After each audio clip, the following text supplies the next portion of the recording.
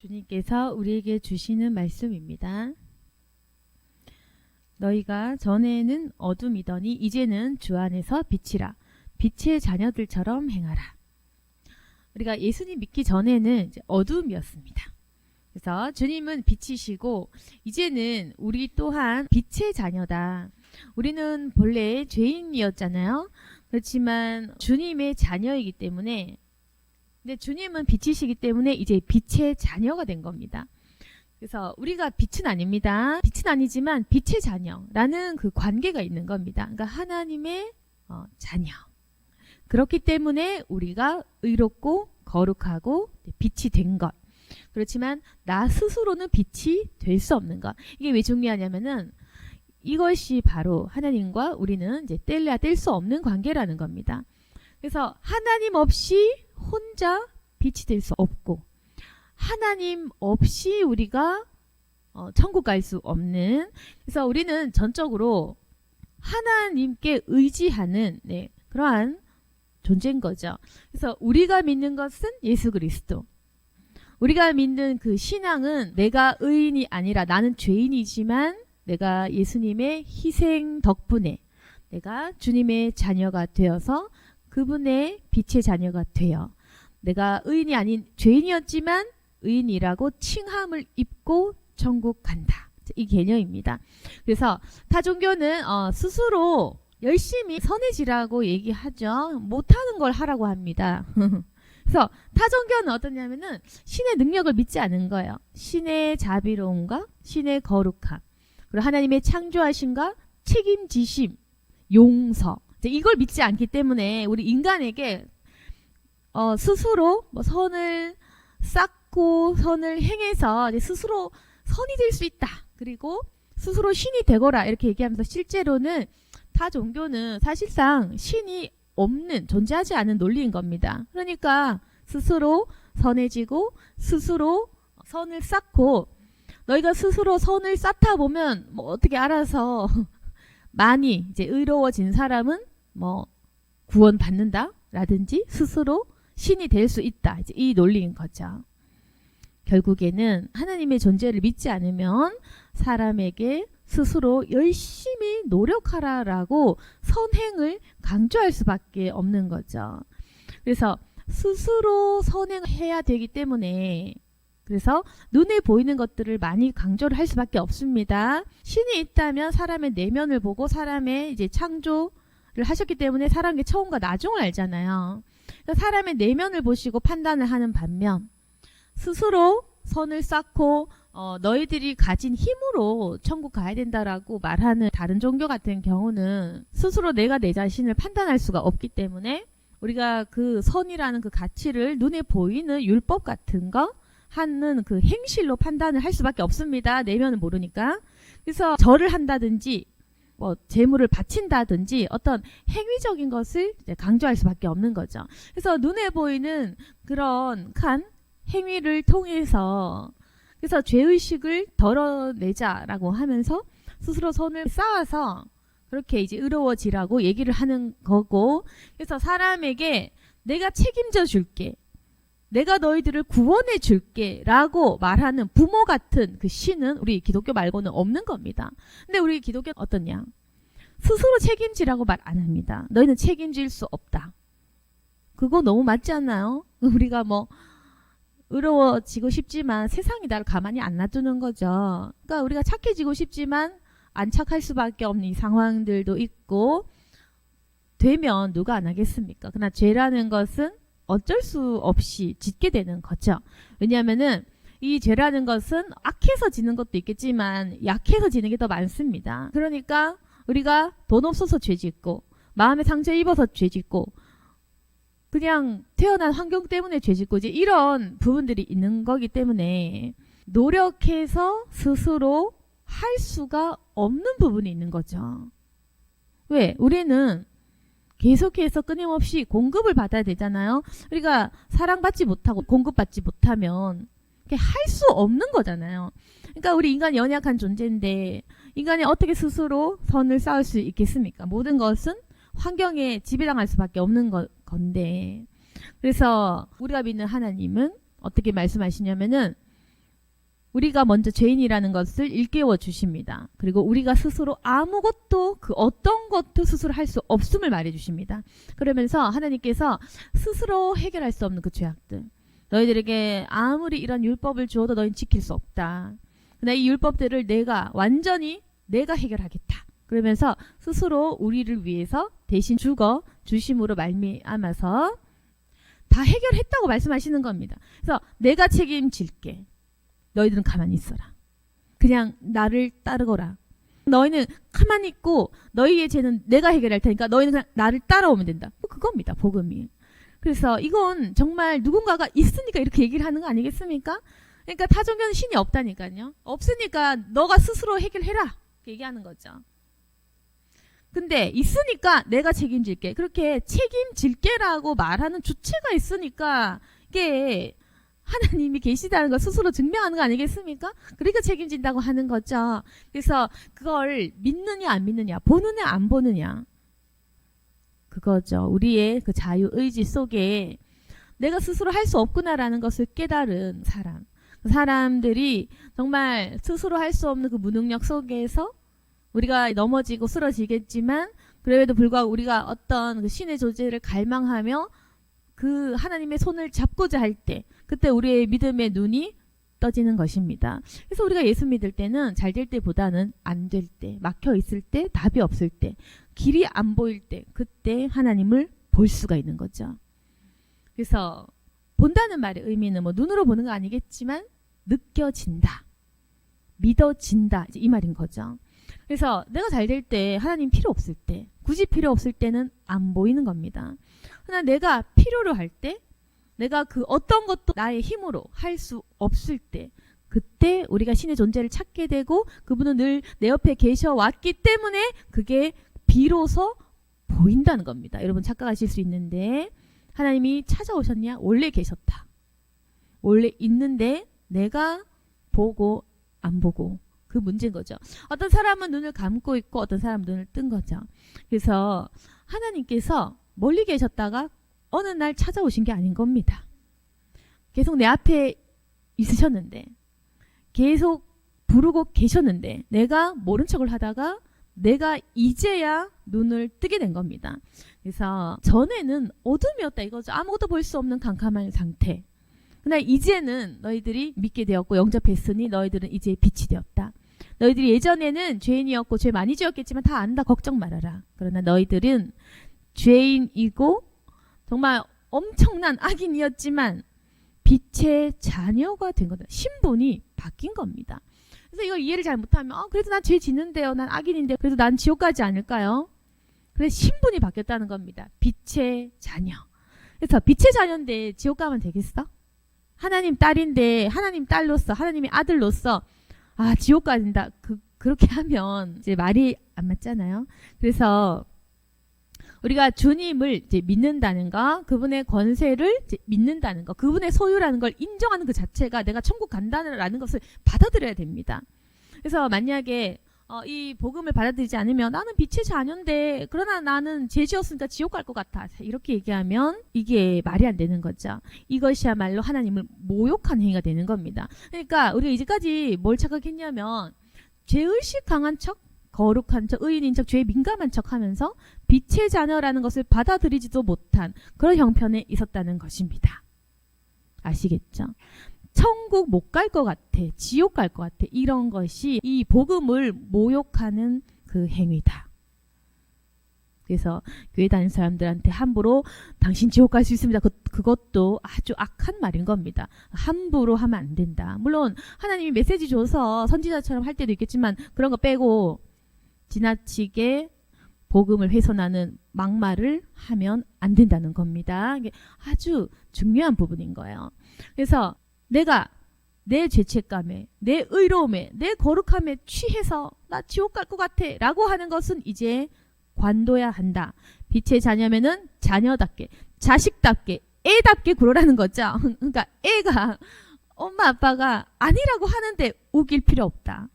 그러니까 하나님이 내가 해결했고 내가 너를 구원했고 네가 내 이름을 불렀기 때문에 나는 너를 천국으로 보내겠다라고 했는데 그걸 가지고 아니 하나님 저 아직 죄 지은 것 같은데요. 그 말이 많은 겁니다. 그렇게 말 많은 애들은 한 대 맞게 되는 거예요. 그래서 고난받게 되는 겁니다. 아시겠죠? 그러니까 우리가 하나님 앞에서 복음을 가지고 그 복음의 능력을 훼손하는 막말 하면 안 되고, 그 복음의 능력을 안 믿는 그런 무식한 생각들도 이제 안 해야 되는 거예요. 그러니까 하나님 뭘 좋아하냐면 자기를 믿어주는 걸 좋아하는 거예요. 그러니까 하나님 너무 싫어하는 건 뭐냐면은 자기를 안 믿어주는 거 있잖아. 하나님 해결 못 하실 것 같아. 하나님 용서 안 할 것 같아. 하나님 나 미워할 것 같아. 하나님 나 싫죠. 뭐 이런 거 있잖아. 그러니까 뭐 죄 지은 건 이해하지만, 그렇지만 하나님께서 온갖 악을 다 보셨잖아. 하나님은 전쟁 속에서 인류의 역사를 보신 분 앞에서 그 온갖 인간의 만행과 그 중심을 그 다 아는 분 앞에서 우리가 식모 앞에서 행조자면 안 되잖아. 근데 하나님께서 모든 죄를 다 보신데 그 앞에다 대고 하나님 저는 죄가 커서 천국 못 가지 않을까요? 내지는 하나님 저 사람은 하나님 믿는다고 하면서도 좀 아닌 것 같은데 저 사람 아니지, 이런 식으로 하면 하나님이 안 좋아하십니다. 그래서 하나님은 자녀답게 믿어주고 기대고 그걸 좋아하십니다. 그래서 하나님 앞에서 함부로 이제 판단하는 행위, 나 자신도 마찬가지, 나 자신을 함부로 판단하는 행위 또한 안 되는 겁니다. 그래서 하나님이 좋아하시는 것은 하나님 믿습니다. 하나님 의지합니다. 그리고 하나님께서 내 죄를 다 사해 주셨음을 믿습니다. 내 죄를 용서하셨음을 믿습니다. 그리고 내가 아직도 부족한 건 사실이지만 하나님께서 고쳐 나가실 것을 믿습니다. 그렇게 믿어주는 것 당연히 좋지 않겠습니까? 그러니까 파워가 있으신 분 앞에서는 그런 거예요. 제가 전에도 항상 얘기하는 거지만은 사람은 자신한테 의존하면 굉장히 부담스럽잖아요. 저도 그렇거든요. 나를 굉장히 의지해 부담스러워. 왜? 못 해줄 거니까. 돈 없고 힘 없는데 의지하면 되게 부담스럽잖아요. 근데 하나님이 이게 파워가 있잖아요. 그러니까 힘과 에너지, 파워, 능력 그 자체인 겁니다. 창조주이신 분이신 겁니다. 그러니까 사람을 창조를 할 수 있는 거, 사람을 바꿀 수 있고 죽일 수도 있고 살릴 수도 있고 만물을 창조하는 그 창조주시잖아요. 그러니까 창조하시는 분 입장에서는 자신의 그 파워, 무한한 에너지, 그걸 믿어주는 걸 아주 좋아한다고. 네가 나를 아는구나 이렇게 얘기하시는 겁니다. 네가 좀 말이 통하는구나. 넌 나를 좀 아는구나. 넌 내가 능력이 있는 걸 넌 정말 알고 있구나. 이렇게 되는 겁니다. 아시겠죠? 그러니까 하나님 앞에서는 의지하고 믿고 기대하는 자가 좋은 것이다. 의심하고 겁내고 두려워하는 자는 아직까지 불안함을 주는 마귀에게 속고 있는 것이다.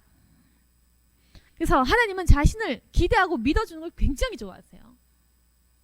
그래서 믿어야 됩니다. 긍정적인 생각이 여기서 출발하는 거죠. 그래서 부정적이고 겁 많고 막 불안한 마음 가진 거 필요 없어. 그러니까 예를 들어서 우리가 늘 종말을 기다려야 되겠죠. 종말하면 어떻게 나 죽을 것 같아. 심판받으면 어떡하지. 이거는 귀신이 주는 거. 성령이 주는 거는 심판이 언제 와도 상관없다. 난 천국 간다. 언제든지 와도 상관없다.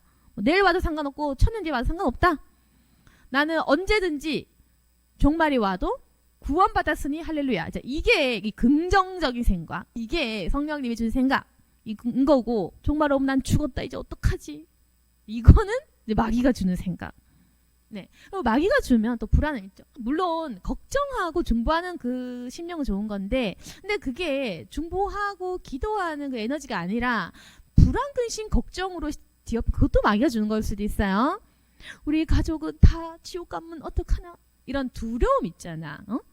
불안함. 그러니까 사랑과 중보는 괜찮지만 불안함과 두려움은 마귀가 주는 거거든요. 그러면 어떻게 해야 되냐면, 그러니까 가족 구원도 하나님 알아서 하시겠지. 믿으세요. 하나님 알아서 합니다. 그러니까 걱정하지 말라고. 걱정하지 말고 내 할 일 하면 된다. 기도하고 기다리고 확신 오면 가만히 있으면 되는 겁니다. 그리고 할 일 하면 되는 거. 그러니까 가족 구원 걱정할 필요 없고 남 구원도 걱정할 필요 없고 이 인류 걱정 너무 할 필요 없다. 하나님이 다 알아서 하신다는 그 확신을 가지면 됩니다. 하나님이 처음부터 다 정해놨어요. 하나님 다 알아서 할 거예요. 하나님이 알아서 정했고 선택했고 예정했고 계획했고 다 알아서 하실 겁니다. 설마 나 때문에 누가 지옥 가고 나 때문에 누가 천국 가고 말도 안 되는 소리입니다. 그래서 우리가 할 수 있는 게 그 어떤 것도 없는 거예요. 단지 우리가 왜 전도해야 되느냐? 빛의 자녀니까 우리는 빛을 따라하게 되어 있습니다. 빛의 자녀이기 때문에 우리 행실이 우리가 생각하는 것들, 우리가 기도하는 것들, 우리가 말하는 것들이 그분을 닮아가는 현상일 뿐입니다. 그것이 곧 상급이 되거든. 그래서 그렇게 해야 되는 겁니다. 우리가 빛의 자녀이기 때문에 그분을 닮아가다 보면 마음에 사랑이 가득 차고 기도하게 되고 중보하게 되고 남을 돕게 되고 전도하고 싶고 하나님을 증거하고 싶고 사람들의 영혼이 살아나는 걸 보고 싶고 이제 이런 빛의 자녀의 행실이 이제 나오는 겁니다. 이게 나오기 때문에 하게 되는 거예요. 나오기 때문에 하는 것이고 그렇게 빛의 자녀인 것처럼 우리가 순종해서 그 길 따라가면 그것이 상급이 되는 것입니다. 그래서 하나님께서 자신을 만나도록 보도록 알도록 상급을 받도록 칭찬하고 싶으셔서 우리를 부르는 거지. 설마 내가 영혼을 구원하거나 내가 뭘 할 수 있거나 그런 건 없다. 걱정하지 마세요. 나 때문에 한 영혼이 살거나 죽을 이유는 없습니다. 우리가 굉장히 미약해요. 그래서 자랑할 것도 없는 거예요. 그래서 죄책감 가질 필요도 없고 그렇다고 해서 자랑할 것도 없고 이걸 모르면 자랑도 하고 교만도 하고 굉장히 어두워지는 것입니다. 그러나 우리가 이걸 잘 안다면 아무리 우리가 신앙생활 열심히 하고 칭찬받아도 교만해질 이유가 없는 것입니다. 그래서 인간이 생각보다 굉장히 무능력하다. 인간이 할 수 있는 건 없다. 죄인이 누구의 죄를 닦아주겠습니까? 그러나 우리가 빨리 복음을 전해주고 사람을 살린다면 그 사람은 나를 또 고마워할 수 있겠죠. 우리가 빛의 자녀이기 때문에 때로는 하나님께서 우리의 손과 발을 빌어서 행하도록 그렇게 하시거든요. 그러니까 왜 그러냐면은 하나님께서 역사하시는 방법이 이렇게 꿈으로만 나타나시는 게 아니잖아요. 사람을 통해서 말하고 증거하고 사람을 통해 그 사람의 그 행동들을 쓰시잖아요. 그래서 거기에 쓰임 받느냐 안 받느냐 차이입니다. 근데 내가 쓰임 안 받아도 괜찮아. 남이 쓰임 받을 거야. 그러니까 나 때문에 복음이 막힐 이유는 없다. 내가 아니면 다른 사람 쓰시거든. 쓸 사람 많아요. 그러니까 내가 쓰임 받지 않아도 교회 돌아가는데 이상 없다. 내가 교회 떠나도 하나님 나라에 이상 없다. 그러나 내가 쓰임을 받는다면 나는 천국에 가서 상을 받게 됩니다. 그 상은 뭔지 여러분이 한번 생각해 보시기 바랍니다. 상이 있습니다. 천국에 가면.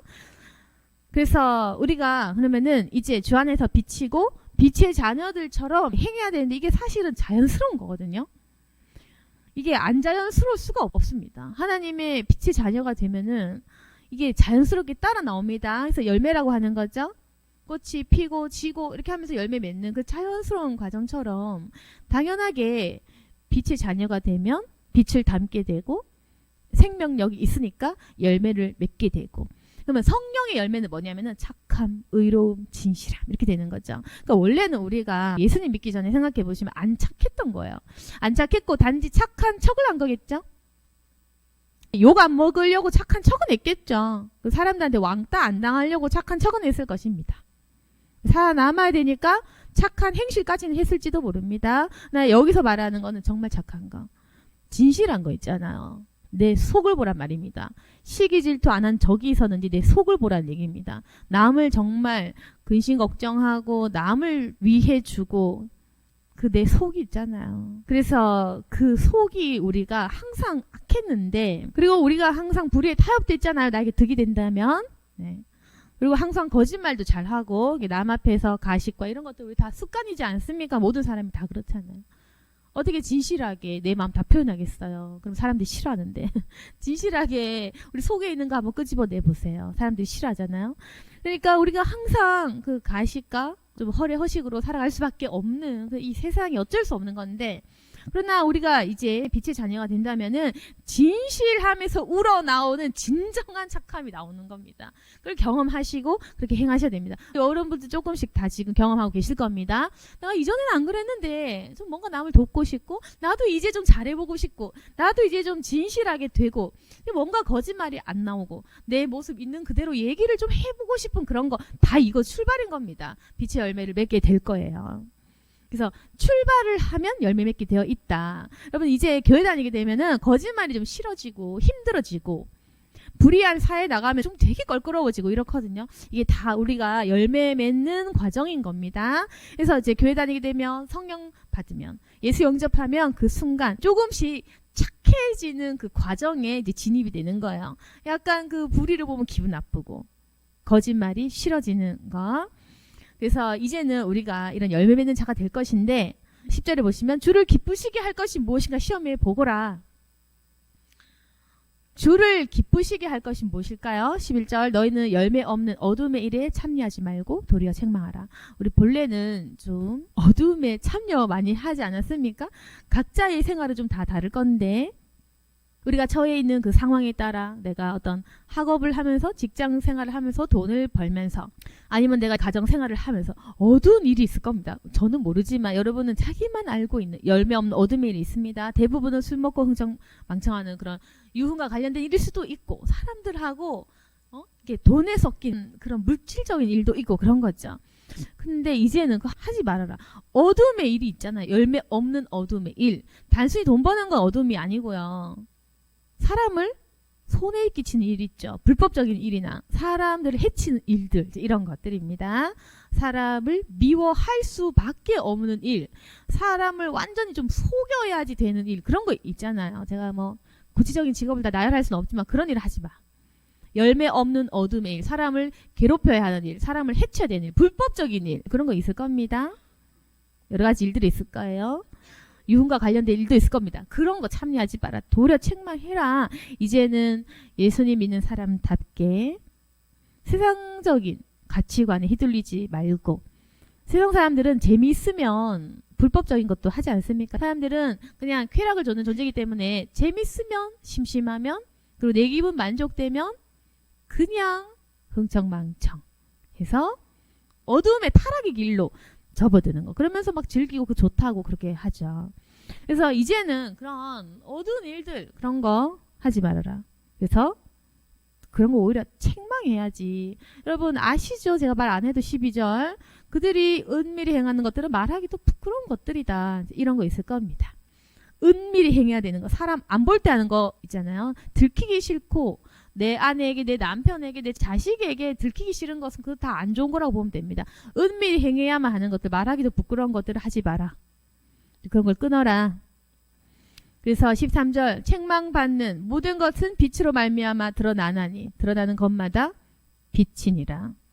그래서 책망받을 만한 모든 악한 것들 이제 드러날 겁니다. 그리고 되게 신기한 건 이런 간증을 많이 하세요. 자기가 숨어서 뭘 해서 뭐 예를 들어서 교회 다니는 사람 담배를 잘 안 피거든요. 교회 다니다가 이제 담배를 끊기로 했다가 몰래 담배를 폈어. 그러다가 이제 들킨 거야. 그런 거. 아니면 교회 다니면서 내가 뭐 습관적인 죄 짓는 게 있는데 뭘 끊어야지 했어요.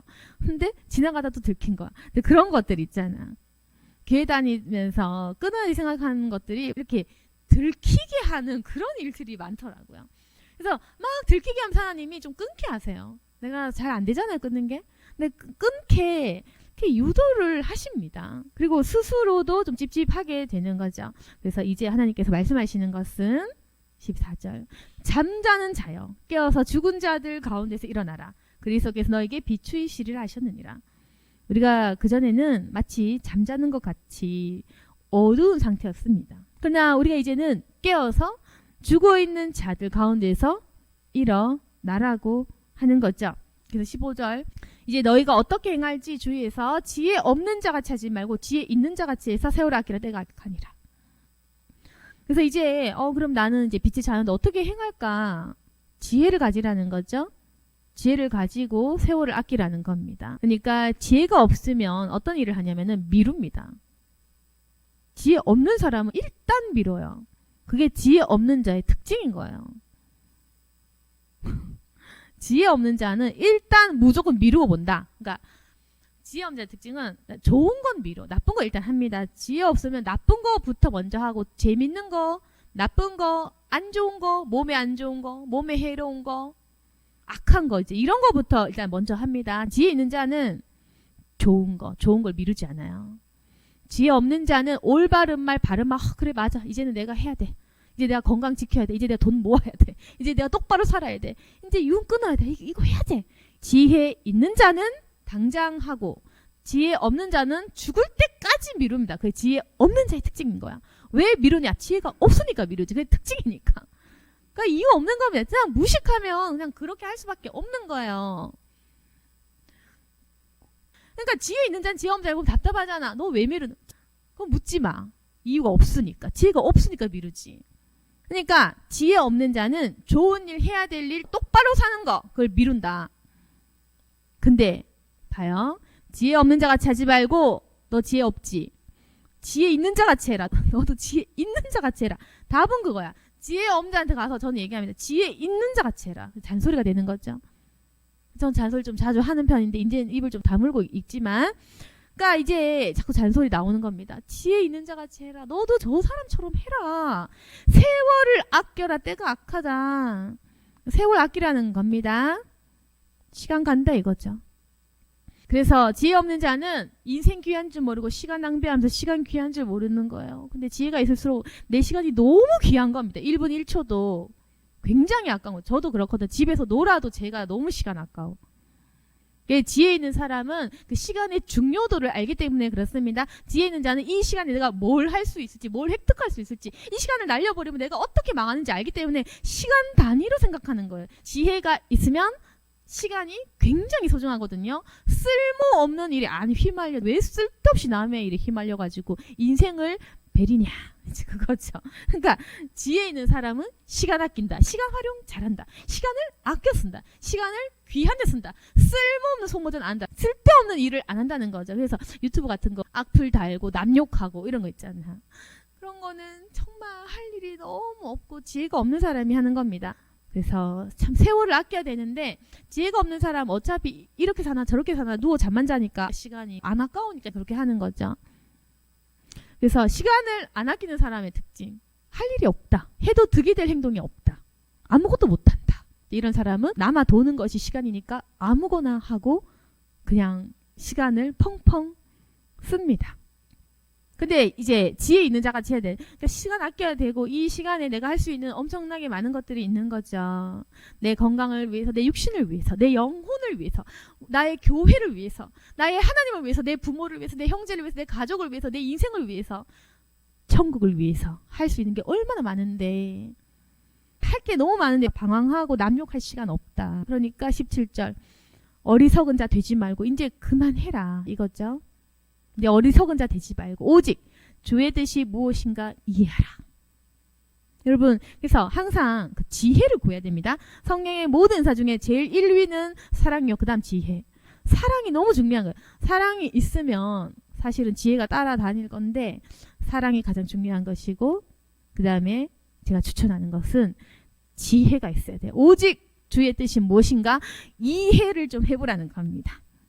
그리고 18절 술 취하지 말아라. 이는 방탕한 것이니 오직 성령으로 충만함을 받아라. 그러니까 술 먹는 이유가 제정신 차리기 싫은 거죠. 현실을 도피하기 위해. 제정신이 싫으니까. 그래서 기분 좋으려고 현실 도피하려고 하는 건데 그거 방탕한 거다. 몸을 망치고 인생을 망치는 거다.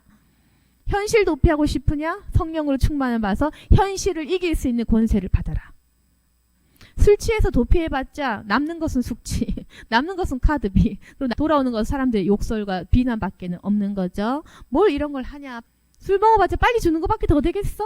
방탕한 거야. 현실 도피하면 그렇잖아. 우리 카드비 밀리면은 시간 지날수록 카드 대출 받을수록 엄청난 그 이자와 함께 나에게 다시 돌아오는 그 저주. 그래서 이렇게 우리가 때우고 쌩까고 이렇게 하면 이게 10배로 돌아오는 거예요. 그러니까 현실을 해결을 해야 돼. 그러니까 피하거나 모른 척하거나 그렇게 하지 말고 해결해라. 성령 충만함 받으면은 현실 도피가 아니라 현실을 이길 수 있는 지혜를 얻게 됩니다. 하나님 도와주실 거 아닙니까? 그러니까 하나님도 도와주고 나도 해결하고 하나님의 도움 안에서 내가 할 수 있는 힘이 생기고 그렇게 성령으로 우리가 이렇게 막 알딸딸해집니다. 그 알딸한다는 그 의미는 뭐냐면은 힘이 생긴다. 열정이 생긴다. 정신이 또렷해진다. 정신이 차려진다. 뭔가 알 수 없는 긍정적인 힘이 막 발생하는 걸 얘기하는 겁니다. 성령 충만 받으면 갑자기 원래 안 그런데 미움이 좀 사라지고 원래 착한 행동이 안 나오는데 뭔가 기분이 좋으면서 잘 대해주고 싶고 남을 좀 용서하고 싶고 이제 이런 기분이 드는 것이 있거든요. 그래서 성령 충만을 받은 사람은 이걸 이해하게 됩니다. 성령 충만하면 화가 잘 안 나. 성령 충만하면 남이 잘 돼도 괜찮아. 근데 성령 충만 안 하면 남 잘 되는 게 그렇게 꼴보기 싫거든요. 마음이 막 아픈 거예요.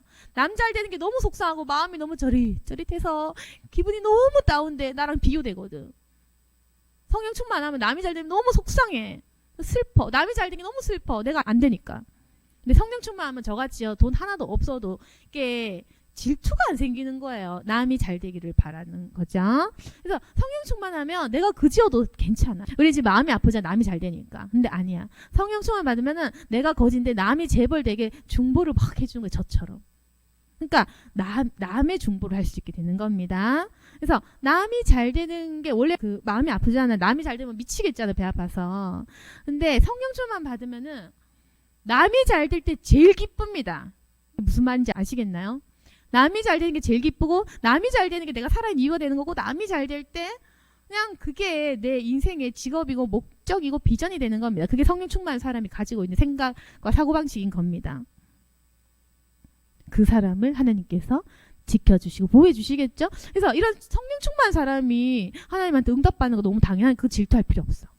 하나님께서는요, 성령 충만함을 받고 자신의 일을 하는 자를 엄청나게 축복해 주시고 권위와 권세를 주셔. 하나님께서 이 사람에게 능력도 주시고 성령 충만한 사람이 자신의 일을 할 때 그냥 편들어 주시는 거예요. 그래서 막 일이 잘 되고 귀신도 떠나가고 그렇게 되는 겁니다. 이 모든 것이 하나님의 그 섭리. 하나님께서는 우리에게 빛의 자녀들아, 너 이제 술 취하지 말아라. 현실 도피 필요 없다. 성령 충만 받아서 너희들도 빛의 자녀들답게 성령 충만하게 살아야지. 그리고 열정적으로 긍정적으로 살아야지. 너 안에 있는 미움과 시기 질투는 사라질 것이다. 너는 이제 남을 위해 사는 사람이 될 것이다. 남을 사랑하게 될 것이다. 그것이 너의 사는 이유가 될 것이다. 너는 이제 사람들이 회복하고 하나님께 돌아가는 것이 네가 살아가는 이유가 될 것이고 너는 그것으로 인해 나의 영광스러운 고난에 참여하게 될 것이다. 너는 내 아들이다. 내 딸이다. 주님께서 그렇게 말씀을 하시는 것입니다. 성령 충만해서 이제 빛의 자녀답게 살아가셔야 돼요. 그리고 마음의 시기 질투들이 없어지는 그 경험도 하셔야 되고 제일 중요한 거는 우리가 남을 위해 살아가는 것 같지만 아니라는 것. 남을 위해 기도하는 것 같지만 경험해보면 실상 모든 축복은 나에게 다 돌아옵니다. 그때 우리가 하나님에 대해 확신할 수 있게 되는 거예요. 나를 위한 하나님.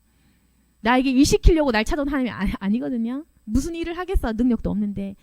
나를 생각하신 하나님, 나를 위한 하나님, 그 하나님을 우리 모두가 만나야 되는 겁니다. 누군가를 위한 하나님 그런 건 아니에요. 누구의 하나님, 누구를 사랑하시는 그게 아닌 겁니다. 복음이라는 것은 나를 위한, 나를 향한 오직 나를 사랑하는 그 하나님, 이 하나님을 찾으시는 저와 여러분이 되기를 소망합니다. 아멘. 기도하겠습니다. 거룩하신 하나님 아버지, 이제는 우리가 술 취하지 않고 이 방탕한 것을 버리고 오직 성령으로 충만함을 받겠습니다. 이제는 현실을 이길 수 있는 힘을 주셨으니 그 힘 믿고 나아갑니다. 주여 이제 내 마음의 시기질투 분노도 사라질 수 있도록 도와주시옵소서. 사람을 사랑하는 마음이 무엇인지 주여 부어주옵소서. 내 안에 악한 밖에 없지만 주님께서 우리의 이 악한 마음 밭에 주님의 정하신 그 마음 부어주시옵소서. 내 속사람을 일깨워 새롭게 해주시옵소서. 이제 내가 죽은 자 가운데서 다시 깨어날 수 있기를 원합니다. 일어나겠습니다. 주여 주님의 밝은 빛으로 우리를 비추어 주시고 주의 생명수와 같은 그런 무궁하신 은혜들을 쏟아내려 주시옵소서. 이제는 내가 살아날 수 있기를 바라고 나를 통해 많은 자들이 살아날 수 있기를 원합니다. 그러나 나의 열매가 아니라 주님의 열매인 것입니다. 우리는 무능력 하나 주님께서 소망을 주신 존재로 살아갑니다. 하나님 나에게 열매 맺게 도와주시고 내가 천국 갈 때에 상급 있는 자가 되게 하여 주시옵소서. 복음의 진리를 놓치지 않게 도와주시옵소서. 하나님 아버지, 우리가 이제 이 귀한 시간들과 이 세월들을 아끼고 사용하여서 주님께 영광 올려드릴 수 있도록 도와주시옵소서. 주님께만 우리가 이 마음을 바치기를 원합니다. 이 시간들을 귀하게 사용할 수 있도록 도와주시고 주께만 영광 돌리게 하여 주옵소서. 예수님 이름으로 기도드렸습니다. 아멘.